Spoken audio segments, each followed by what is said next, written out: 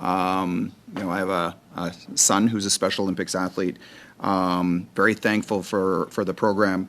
Referencing, I pulled up your uncle's speech from 1962, where he talked about going to the moon.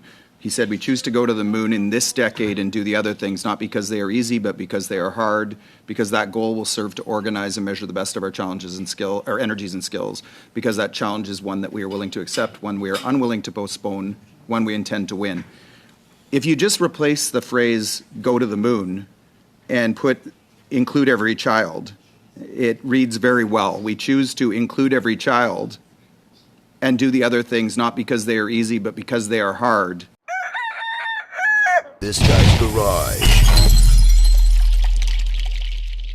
Like and subscribe. It's an honor to address this committee together with my fellow witnesses. I represent the Special Olympics International movement. I'm happy to be joined here by Gail Hamamoto, who represents our work in the great country of Canada. And like many of you on this call, I represent what I consider to be, and what I think factually can be supported to be, the most overlooked, excluded, and even humiliated population in the world. People with intellectual and developmental disabilities are in every country, every ethnicity, every geography, every community. And yet today, despite their presence in our families and in our communities all over the world, they're still more likely to be institutionalized, more likely not to go to school at all, more likely to die young from neglect and injustice in healthcare systems, less likely than any other group virtually to have a job, have friends, have a home, or have a full and complete life. Let me be very clear, Mr. Chairman. The problem is not the disability. The problem is not intellectual and developmental disability. The problem is fear, neglect, indifference, and oversight.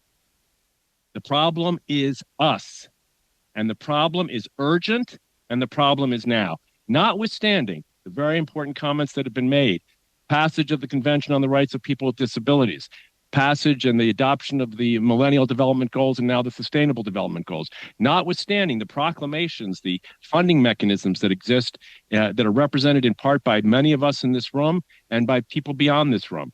We have a crisis, an enduring, lasting, neglected crisis. This has not been addressed well by any of the institutions, including my own, around the world. I don't point the finger at anyone in this room. I point the finger at all of us for the state of the situation we have now, where the estimates are anywhere from 50 to 80% of children with intellectual and developmental disabilities don't go to school at all.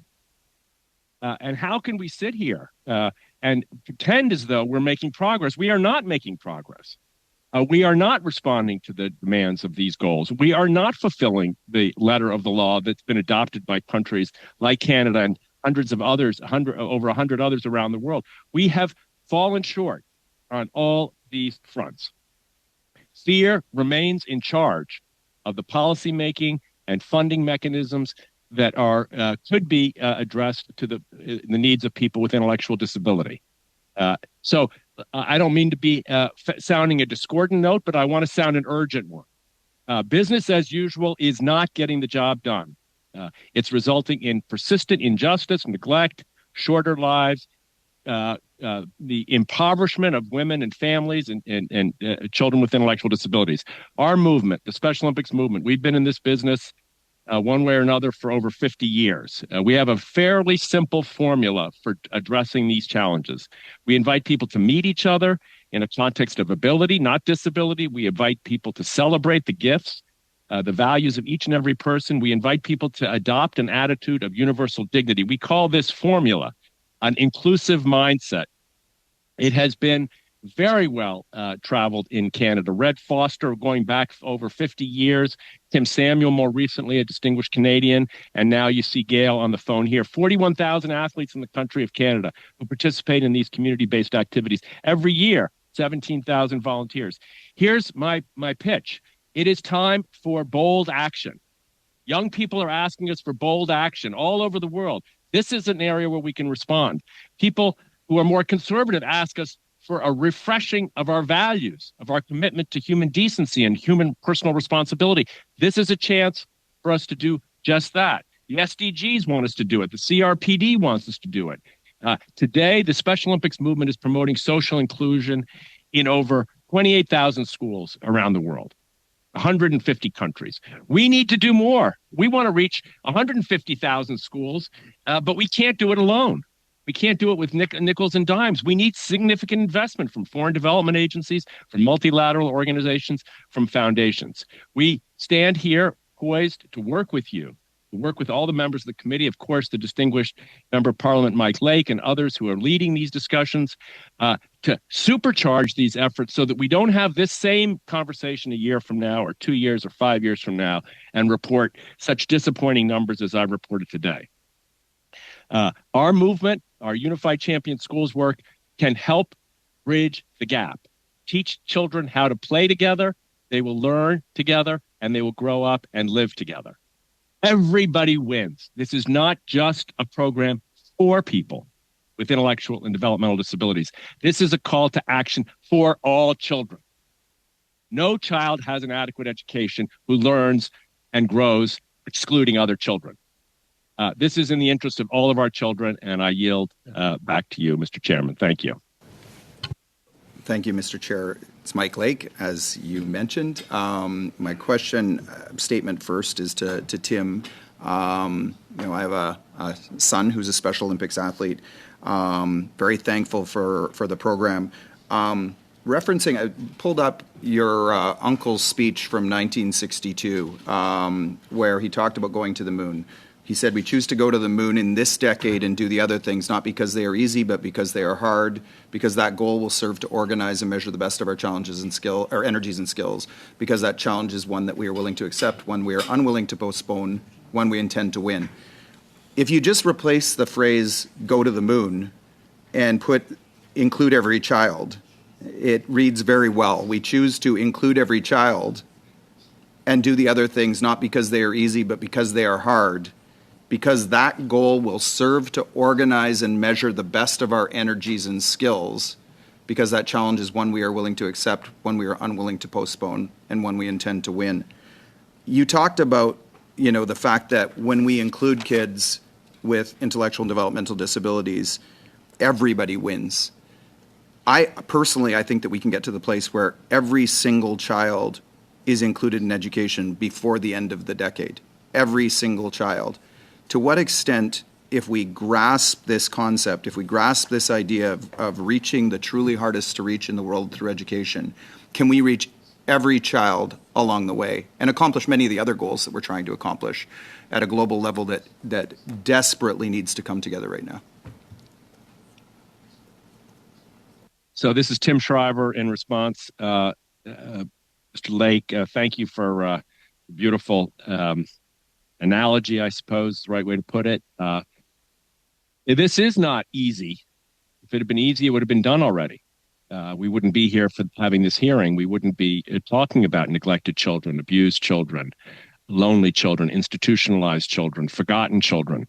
But the reality is we are, and it will take 20, 30, 40. I don't know how many scientists and engineers and scholars were required to put a human being on the moon in the 1960s. But my suspicion is just at NASA by itself, it was 50 or 60,000 people. I don't quote me on that. It's going to take the same thing here. We've got to wake up, Mr. Lake, and I know you know this. We've got to wake up to the enormity of the challenge and the responsibility that comes with proclaiming that we're going to try to meet it. I mean, it's an embarrassment. I frankly find myself embarrassed in meetings like this as a professional in this field. And I'm embarrassed by, as I've said before, by my own organization. So, yeah, we're going to have to do it, and it's going to be hard. But, this is going to take a significant shift. I hope Canada leads it. I've knocked on doors, and maybe you can hear in my voice a certain frustration, which has been built up over the years. I am frustrated. I'm tired of hearing parents tell me there's nowhere for their kids to go. I'm tired of hearing parents tell me they have no friends for their child. I'm tired of it. I thought when in my 20s and 30s we would solve these problems. We haven't even come close to putting the necessary effort behind it. Couldn't Canada on the heels of this important hearing, make a commitment to investing some significant resources out of its global development and foreign assistance budgets for these children. You help every child in the world when you help our children. We help every school system in the world when we implement universal design. We help every teacher in the world when we educate them to be able to be an includer in the classroom. Pedagogies improve. Access to buildings improves. Instructional outcomes improve. Climate improves. Behavior problems go down. Mental health problems are reduced. It's not just, our kids that we're fighting for here. It's all children. And we know this as educators. My background as an educator, we know that when we include every child wins. It's not just the child who is locked out, child in the segregated classroom, segregated school, or for that matter, in the segregated institution. It's not just those children who benefit. Every child benefits. So we're robbing not just children with intellectual and developmental disabilities. We're robbing all children of the chance to actually have the trust and faith and belief in themselves that they're going to grow up in a world where everybody has a chance, which is what they want. So it's going to be hard. Yeah, but Mr. Lake, I would very much trust in your judgment and in your zeal and in your leadership to marshal the kind of coalition and the kind of resource commitments that we need now. And not to continue the talk, but to implement a much more aggressive plan of action. Thank you. Diane, any comments to that? I almost just want to tee you up to ask you if you want to. I will do that. I'll just tee you up. Go. Thank you. This is Diane Richler, and I fully support everything that Tim Shriver said.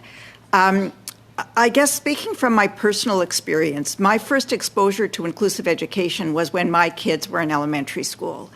And the first inclusive classes were starting in Toronto.